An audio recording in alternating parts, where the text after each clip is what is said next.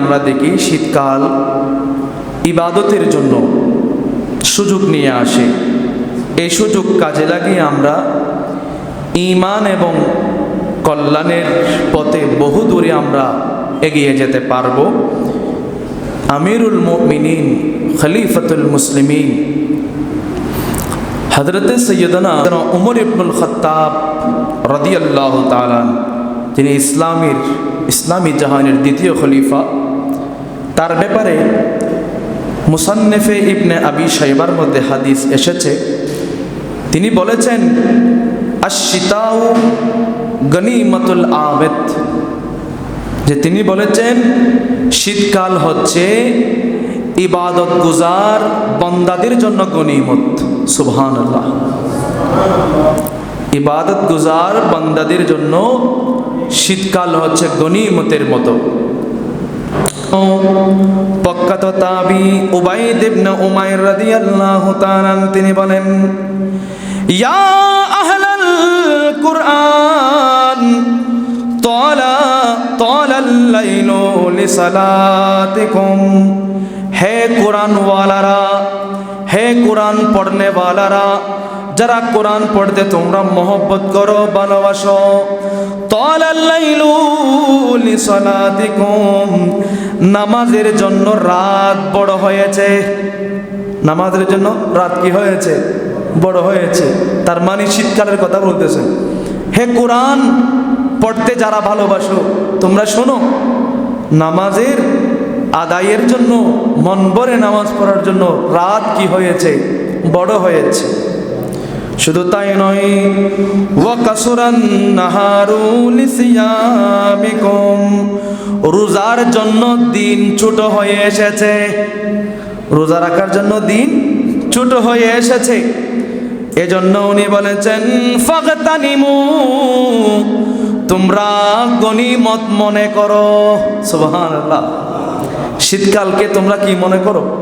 গনিমত মনে করো। কারণ রাত বড় হয়ে গেছে, দিন ছোট হয়ে গেছে। তোমরা চাইলে মাঝে মধ্যে দিনটাকে রোজা দিয়ে সাজিয়ে দাও, আর রাতটাকে তাহাজ্জুদ দিয়ে সাজিয়ে দাও। সুবহানাল্লাহ। এজন্য বলেছেন তোমরা গনিমত মনে করো, শীতকালকে গনিমত মনে করো, কদর করো। বিশিষ্ট সাহাবী হযরতে সাইয়্যিদুনা আবু হুরায়রা রাদিয়াল্লাহু তাআলা, তিনি তার ছাত্রদেরকে বলেছেন, আবু হুরায়রা নবীর বড় সিনিয়র ক্লাসের সাহাবী, সবচাইতে বেশি হাদিস বর্ণনা করা সাহাবী। হযরতে আবু হুরায়রা রাদিয়াল্লাহু তাআলা তার ছাত্রদেরকে বলেছেন, আলা আদুল্লুকুম আলাল গনিমাতিল বারিদা, আমি কি তোমাদেরকে সহজ গনিমত সম্পর্কে কি আমি তোমাদেরকে বলবো না? যে জিনিসের ভিতর লাভ বেশি, করতেও সহজ, এরকম জিনিসের সংবাদ কি আমি তোমাদেরকে দিব না? তিনি বললেন, আসসমু ফিশশিতা, তোমরা শীতকালে রোজা রাখো। শীতকালে রোজা রাখো।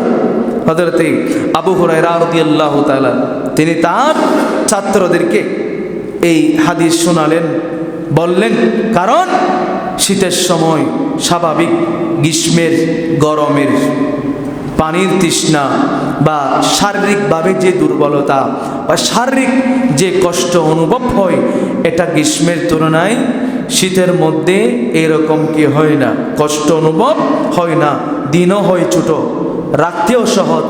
তো এই জন্য উনি বলেছেন, তোমরা যারা নফল রোজা রাখতে যারা পছন্দ করো, তোমরা শীতের সময় রোজা রাখো। বড় করে বলেন সুবহানাল্লাহ। এজন্য শীত মুমিনের বসন্তকাল। কারণ মুমিন নির্বিঘ্নে ইবাদত করতে পারে, একেবারে শারীর স্বাস্থ্য ভালো থাকে, মন উৎফুল্ল থাকে, আনন্দ লাগে। আবহাওয়াটা আমাদের সবার পছন্দ শীত। তো এই জন্য এটা মুমিনের বসন্তকাল। মুমিনের ইবাদতের মাধ্যমে মন দিল উৎফুল্ল হয়। এজন্য এজন্য ইয়াহইয়া ইবনে মুআজ বলতেন, শীতের সময় রাত দীর্ঘ হয়ে যায়, শীতের সময় রাত বড় হয়ে যায়, রাত দীর্ঘ, উনি বলেছেন তোমরা সেটাকে ঘুমিয়ে ঘুমিয়ে সংক্ষিপ্ত করে ফেলিও না। শীতের রাত হচ্ছে কি দীর্ঘ রাত। তো ইয়াহিয়া ইবনে মুআজ উনি বলতেন তোমরা এত বড় রাতটাকে ঘুমিয়ে ঘুমিয়ে কি করো না, সংক্ষিপ্ত করো না। কারণ রাত যতই বড়ই হোক, আমি যদি সারা রাত ঘুমানো থাকি আমার মনে হবে আমি অল্প ঘুমিয়েছি, এটা আমার জন্য সংক্ষিপ্ত, বড় হয়েও কোনো কাজে আসলো না। এই জন্য তিনি বলেছেন দীর্ঘ রাতকে তোমরা ঘুমে কাটিয়ে সংক্ষিপ্ত করে ফেলিও না। ইসলাম পরিচ্ছন্ন, ইসলাম পরিচ্ছন্ন ধর্ম। গুনাহের মাধ্যমে তোমরা পরিচ্ছন্ন ধর্মকে নোংরা করো না। দুইটি কথা বলেছেন, একটি হলো শীত, দীর্ঘ রাত ঘুমিয়ে সংক্ষিপ্ত করো না। আর ইসলাম হচ্ছে পরিচ্ছন্ন ধর্ম, তুমি গুনাহের মাধ্যমে তুমি নোংরামি হইও না বা নোংরা তুমি করে ফেলিও না। হযরত ইয়াহিয়া ইবনে মুআজ রাদিয়াল্লাহু তাআলা এই কথা বর্ণনা করেছেন।